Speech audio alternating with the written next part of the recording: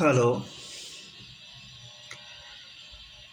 આજે જે હું વાત કરી રહ્યો છું એ એક યુવાનને શ્રદ્ધાંજલિ આપવા માટે છે. એ યુવાને પૃથ્વીને પ્રદૂષિત કરતા નોન બાયોડિગ્રેડેબલ મટીરિયલ્સ જેવા કે પ્લાસ્ટિક્સને જે છે જેનો નાશ નહીં થઈ શકતો, તેને બદલે બાયોડિગ્રેડેબલ મટીરિયલ્સ જેમાં આપણે વનસ્પતિજન્ય પદાર્થોથી બનેલા કેમિકલ્સ ઉત્પાદન કરી આંતરરાષ્ટ્રીય ક્ષેત્રે ખૂબ પ્રયાસ કરેલો, પરંતુ તાજેતરમાં જ કુટુંબના આ એક આશાસ્પદ, ખૂબ જ હોશિયાર, આંતરરાષ્ટ્રીય સ્તરનો ઉદ્યોગ ચલાવનાર બાહોશ યુવાને અગમ્ય કારણસર આત્મહત્યા કરી અતિ શોકજનક, હચમચાવી દે તેવું કૃત્ય કર્યું છે. સૌ કોઈ શોકમગ્ન થઈ ગયા છે. એમના અતિ નિકટ હોવા છતાં હું તેના માતા પિતા સાથે વાત કરવાની હિંમત કરી શકતો જ નથી, કારણ કે દિલસોજીના ચીલાચાલુ વાક્યો જેવા કે ઈશ્વરના ઘર પાસે આપણું કાંઈ ચાલતું નથી, ઈશ્વર એના આત્માને શાંતિ આપે, તમે સૌ હિંમત રાખજો, આવું બોલવું મને ફાવતું નથી. જેમણે જીવનની બધી જ ફિલોસોફીનું જ્ઞાન હોય તેમને કોઈ પણ વાક્ય સાંત્વના આપી શકે નહીં. આવા સમયે માત્ર કોઈ અદૃશ્ય દિવ્ય શક્તિ જ તમારી સહાયમાં ઊભી હોય, ઉપરાંત સામાજિક રિવાજોને કારણે અનેક લોકોની અવર જવર સમયને આગળ વધારે છે.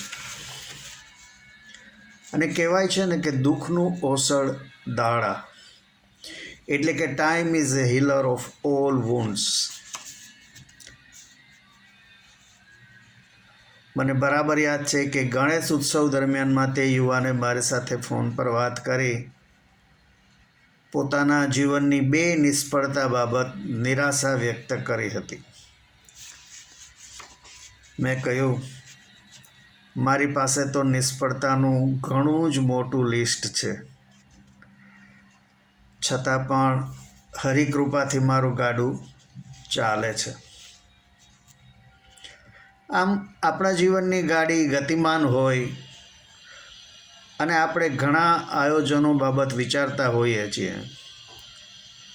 આપણે આમ કરશું, આપણે તેમ કરશું, આ બધું સ્વાભાવિક છે, પરંતુ અચાનક આવતા કોઈ વણકલ્પ્યા બનાવો જેવા કે ગંભીર માંદગી, અકસ્માત મૃત્યુ વગેરે ન તો આપણી જીવનયાત્રાને સ્થગિત કરી દે છે, પણ જીવનની દિશા જ બદલી નાખે છે. આપણા બધા જ આયોજનો હવામાં ઉડી જાય છે. ગમે તેટલા શક્તિશાળી, ધનવાન, સત્તાધીશ, હોશિયાર, બધાની સ્વિચ કુદરતના કંટ્રોલમાં જ છે અને 1 સેકન્ડમાં તો ઓફ પણ થઈ જાય છે. કુદરતે આ એક કંટ્રોલ પોતાના જ હાથમાં રાખ્યો છે અને જ્યારે જીવનની ગતિમાન ગાડી પાટા પરથી ઉતરી જાય ત્યારે બધું જ ખોરવાઈ જાય છે. યાત્રા સ્થગિત થઈ જાય છે. શું કરવું તે કાંઈ સૂચતું નથી. ઘણી વખત આવતીકાલે હું આમ કરીશ એવું વિચારનારાઓને કલ્પના પણ ન હોય કે આવતીકાલ થવાની જ નથી. મૃત્યુદેવને કોઈ પ્રસન્ન કરી શકતું નથી. આવતી ક્ષણમાં સમય શું લઈને આવશે તેની કલ્પના કોઈ જ કરી શકતું નથી. ભલે આપણે કહીએ કે જન્મેલાનું મૃત્યુ અનિવાર્ય છે, પરંતુ આ વાસ્તવિકતાનો સ્વીકાર કરવો ખૂબ જ મુશ્કેલ છે.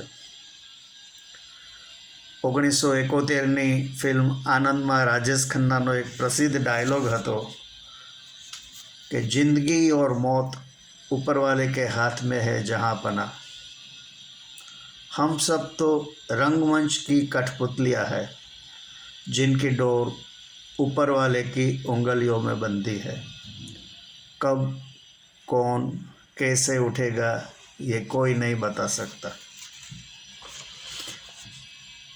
જીવન સફર એક ટ્રેનની મુસાફરી જેવો છે. ગ્રુપમાં આનંદ કરતાં કરતાં ખાતા પીતા આપણે સફરનો આનંદ માણતા હોઈએ ત્યાં ટ્રેન એક નાના સ્ટેશન પર હોલ્ટ કરે છે અને આપણી કલ્પના બહાર આપણા ગ્રુપમાંથી એક મુસાફર પલકવારમાં ઉતરી જાય છે અને ટ્રેન ચાલુ થાય છે અને સ્પીડ પકડે છે. આપણે સૌ સ્તબ્ધ થઈ શોકાતુર થઈ જઈએ છીએ અને એ કુટુંબીજનને આપણે હંમેશ માટે ખોઈ બેસીએ છીએ. માત્ર તેની યાદો જ આપણી સાથે રહે છે. ફરી એ યુવાનને શ્રદ્ધાંજલિ આપી હું વિરમું છું. આપને જો મારો આ વિડીયો ગમ્યો હોય તો મારા વિડીયોને લાઈક, શેર અને મારી ચેનલને સબસ્ક્રાઈબ કરજો. આભાર. આવજો. જય શ્રી કૃષ્ણ.